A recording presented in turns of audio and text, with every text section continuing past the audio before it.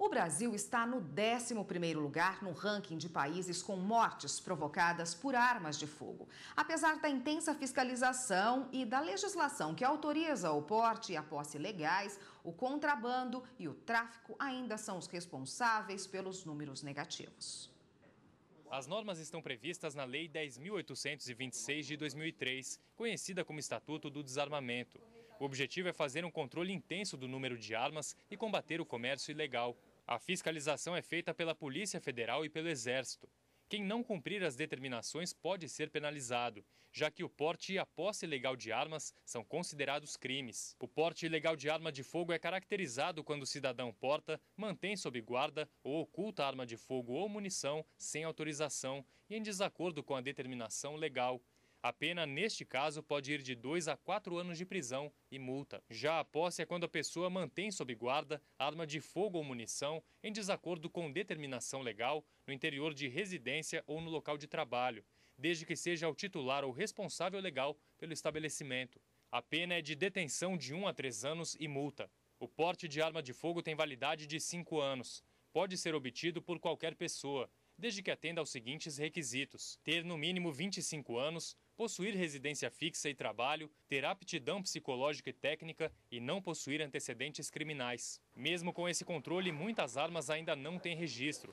O roubo e o comércio ilegal contribuem para que o Brasil ocupe o 11º lugar no ranking de países com mais mortes provocadas por armas de fogo. Segundo o último mapa da violência, mais de 40 mil pessoas foram mortas só em 2012. Uma média de 116 mortes por dia. Segundo especialistas, o crime organizado, o tráfico de drogas e as armas que entram no Brasil vindas de países vizinhos são os principais motivos para o índice alto das estatísticas. Bom, e para falar sobre esse assunto, eu converso com a advogada Bianca Araújo, que está aqui no estúdio comigo hoje. Boa tarde, doutora. Boa tarde. Bom, em que casos o porte e a posse, dá para distinguir também os dois, são permitidos? Bom, a posse é o registro da arma de fogo, E qualquer pessoa pode ter, cumprindo todos os requisitos junto à Polícia Federal, só que esse registro, ele permite a arma de fogo apenas no domicílio, dentro do domicílio ou do trabalho. Já o porte de arma, a autorização, é uma autorização, não é um simples registro, junto à Polícia Federal também, que permite a pessoa portar a arma, ou seja, fora do domicílio e nos locais que são permitidos.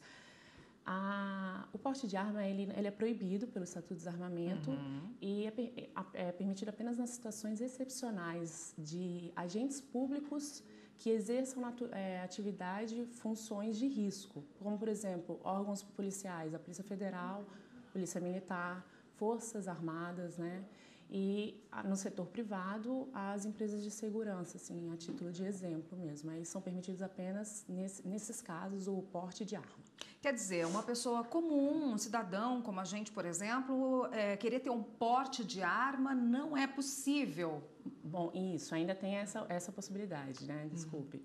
Que se a pessoa conseguir preencher todos os requisitos e comprovar a ameaça à sua integridade física, ela pode vir requerer, só que lembrando que é uma autorização, é um ato discricionário que o Estado vai conferir se ele se enquadrar e... Quer dizer, numa ocasião excepcional, não Exatamente. É assim, quero ter uma arma, depois do Estatuto do Desarmamento, isso não é permitido, E como funciona a venda legal de armas no Brasil? Existem locais específicos onde essas armas podem ser compradas por pessoas aí que estão sofrendo essa ameaça ou que trabalham com isso? Sim, o Estatuto mesmo, ele regulamenta que empresas podem comercializar armas.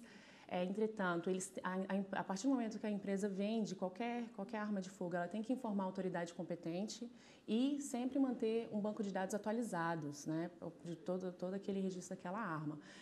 Além disso, todas as armas que elas não chegam a realizar a venda, a empresa vai ser a responsável, Caso aconteça qualquer coisa, venha alguma situação superveniente, é ela que vai responder por isso. E só em relação à compra e venda entre pessoas físicas, tem que ter autorização do SINARME, que é o Sistema de Armas instituído pelo Ministério da Justiça. E, por outro lado, há uma fiscalização mais intensa para coibir a entrada de armas no Brasil ou comercialização ilegal. Como é feito isso depois do Estatuto do Desarmamento? Bom, mesmo antes, né, a Polícia Federal é o órgão competente para poder estar fiscalizando isso nas fronteiras, né? E também essa questão do banco de dados, porque uma vez que a arma ela veio a ser constituída por meios legais e por algum motivo ela torne a ser ilegal, venha a ser, né, furtada e caia na mão de criminosos, eles conseguem fazer a fiscalização por esses meios, né?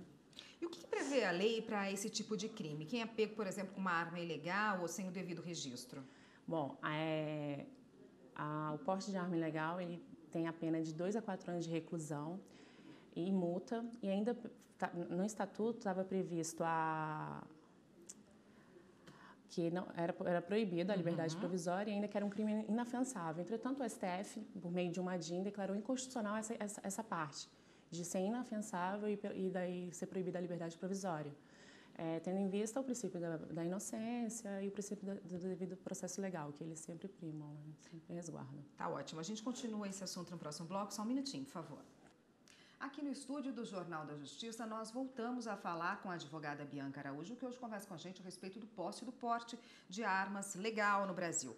Doutora, se uma pessoa tiver uma arma em casa, não tem autorização, antes do estatuto ainda tinha essa arma em casa e quer entregar de uma forma legal, ainda é possível? E como fazer esse transporte dessa arma? Olha, é crime, né, ter a arma em casa sem autorização, entretanto, existe uma portaria do Ministério da Justiça que ela traz a campanha do desarmamento. Qualquer pessoa que estiver nessa situação pode entrar no site da Polícia Federal, que tem tem um passo a passo, tem essa instrução também demonstrando essa situação. Ele pode entregar, né? Ele não vai vir a ser punido se ele fizer isso de livre e espontânea vontade. E o transporte, ele ocorre da seguinte forma. Ele vai gerar uma guia no site da Polícia Federal, pagando o transporte, que o transporte é o quê? É a transferência da arma do local em que ela se encontra, no caso, entregando ao órgão competente, né? E esse transporte ele tem que ocorrer independente se tiver o porte ou se tiver o posse. Sempre, né, é uma questão distinta. Sempre que a pessoa for se transportar com a arma de um domicílio para o outro, ela tem que fazer o pagamento dessa guia de transporte. Uma pessoa que tem porte de armas legal, pode portar a arma de outra pessoa, fazer um transporte para outra pessoa ou não? Não, o porte de arma ele é pessoal e intransmissível. Onde se consegue um porte de armas? Como é feito esse registro? Bom, o porte de armas ele é feito junto à Polícia Federal.